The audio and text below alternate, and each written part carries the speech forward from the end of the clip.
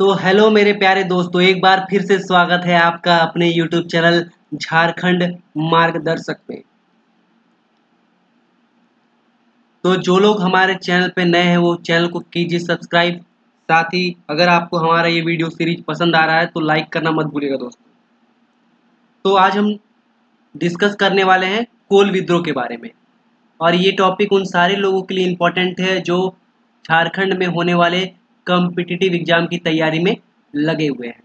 इससे पहले भी हमने धाल विद्रोह, चुआर चेरो भोक्ता, तिलका तमाड़, इन सब विद्रोह के बारे में डिस्कस किया था। आज हम डिस्कस करने वाले हैं कोल विद्रोह से रिलेटेड जो भी इम्पोर्टेंट ऑब्जेक्टिव क्वेश्चन है।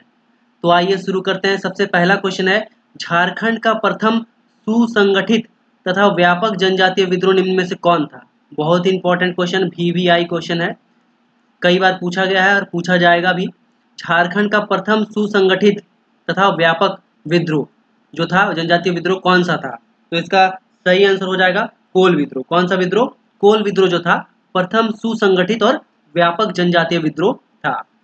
बढ़ते हैं नेक्स्ट क्वेश्चन की तरफ। नेक्स्ट है, कोल विद्रोह का प्रमुख कारण क्या था? क्या पूछा गया है? कोल विद्रोह का जो प्रमुख कारण क्या है?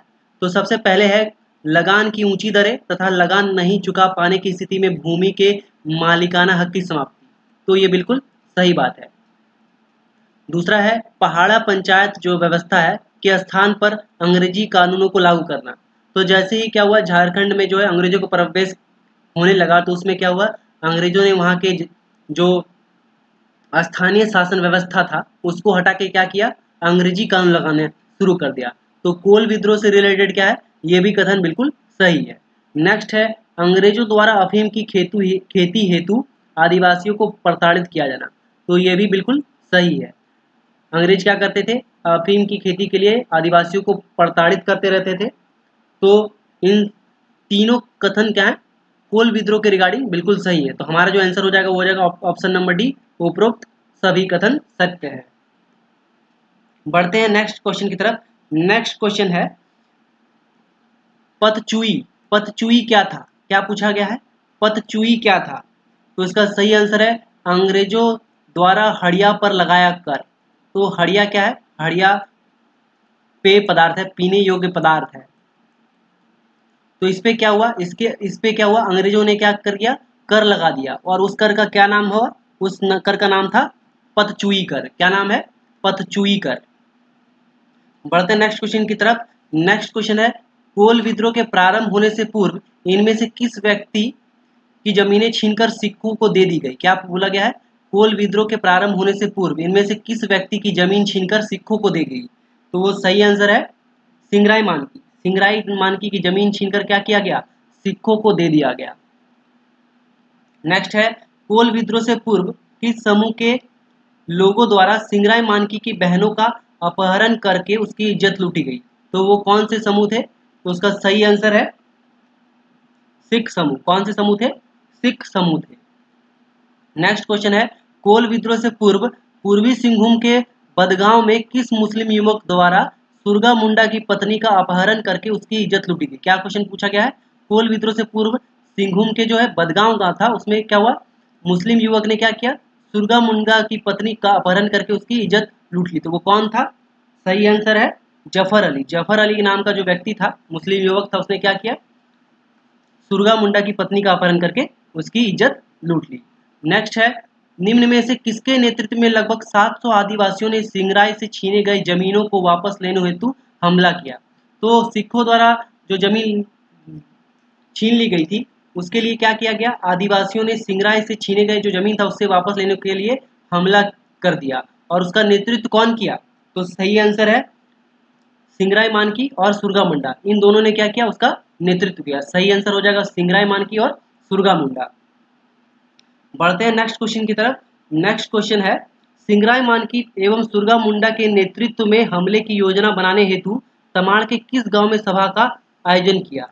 तो जो हमला होने वाला था उससे पहले वो कौन सा गांव था जहां पे सभा का आयोजन किया गया? तो सही आंसर है लंका गांव। कौन सा गांव? लंका गांव में सभा का आयोजन किया गया। नेक्स्ट है कोल विद्रोह के दौरान सिंगराई मानकी एवं सुरगा मुंडा के नेतृत्व में हमले की योजना बनाने हेतु तमाड़ लंका गांव में किसने बैठक की व्यवस्था की? तो वहाँ पे बैठक का अरेंजमेंट किसने किया? लंका गांव में जो है जो बैठक होने वाला था कोल विद्रोह से रिलेटेड, जिसमें क्या हुआ, सिंगराय मानके और सुंगा मुंडा नेतृत्व करने वाले थे, तो उसका जो मीटिंग बैठा वो कहाँ पे बैठा? लंका गांव में। और उसका बैठने का व्यवस्था कौन किया था? सही सही आंसर है बिंदराय मानकी। किसने व्यवस्था की थी? सही आंसर है बिंदराय मानकी। नेक्स्ट है, इनमें से किस क्षेत्र में कोल विद्रोह का तीव्रता से प्रसार हुआ? क्या पूछा गया है? इनमें से किस क्षेत्र में कोल विद्रोह का तीव्रता से प्रसार हुआ, मतलब कोल विद्रोह कहाँ कहाँ फैला? तो सही आंसर है पलामू में, मानभूम में और छोटा नागपुर खास में। इन तीनों क्षेत्र में क्या हुआ? कोल विद्रोह तीव्रता के साथ फैला। नेक्स्ट है, कोल विद्रोह को निम्न में से किस जनजातीय समाज का व्यापक समर्थन मिला? तो वो कौन सी जनजाति थी जिसने क्या हुआ, कोल विद्रोह को व्यापक समर्थन दिया? तो सही आंसर है मुंडा, चेरो और खरवार। इन तीनों ने क्या किया? कोल विद्रोह को अपना व्यापक समर्थन दिया। सही आंसर है मुंडा, चेरो और खरवार। तो उपरोक्त सभी सही हो जाएंगे। नेक्स्ट है, इनमें से कौन सा क्षेत्र कोल विद्रोह से पूरी तरह अछूता रहा? तो क्या पूछा गया, वो कौन सा क्षेत्र था जहां पे कोल विद्रोह नहीं पहुंच पाया, कोल विद्रोह नहीं आया? तो उसका सही आंसर है हजारीबाग। हजारीबाग में कोल विद्रोह नहीं हुआ, कोल विद्रोह से वो अछूता रह गया। बढ़ते हैं नेक्स्ट क्वेश्चन की तरफ। नेक्स्ट क्वेश्चन है, हजारीबाग क्षेत्र में कोल विद्रोह का प्रभाव नहीं होने का प्रमुख कारण क्या था? क्या पूछा गया है कि हजारीबाग में क्या हुआ, कोल विद्रोह नहीं हुआ, तो उसके पीछे का रीजन, उसके पीछे का कारण क्या था? तो उसके पीछे का कारण था इस क्षेत्र में अंग्रेजी सेना की मौजूदगी। तो उस क्षेत्र में क्या था, बहुत ज्यादा तादाद में अंग्रेजी सेना थी, जिसकी वजह से क्या हुआ, हजारीबाग में कोल विद्रोह नहीं फैल पाया। नेक्स्ट है, कोल विद्रोह के दौरान प्रतीक चिन्ह के रूप में किसका प्रयोग किया गया? क्या पूछा गया है, कोल विद्रोह के दौरान प्रतीक चिन्ह के रूप में किसका प्रयोग किया गया? तो सही आंसर है तीर का। कोल विद्रोह के दौरान प्रतीक चिन्ह के रूप में तीर का प्रयोग किया गया। बढ़ते हैं नेक्स्ट क्वेश्चन की तरफ। नेक्स्ट क्वेश्चन है, कोल विद्रोह के दौरान निम्न में से कौन व्यक्ति अपने भाई एवं कई साथियों के साथ मारा गया?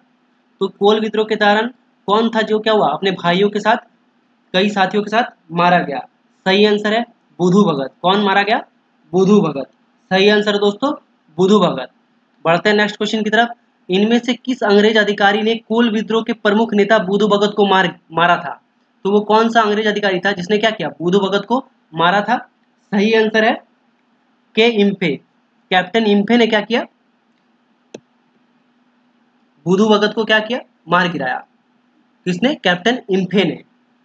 बढ़ते हैं नेक्स्ट क्वेश्चन की तरफ। नेक्स्ट क्वेश्चन है, इनमें से किस अंग्रेज अधिकारी ने रामगढ़, बनारस, बैरकपुर, दानापुर व गोरखपुर की सेना की सहायता से कोल विद्रोह का दमन करने का प्रयास किया, दबाने का प्रयास किया? तो वो कौन सा अंग्रेज अधिकारी था?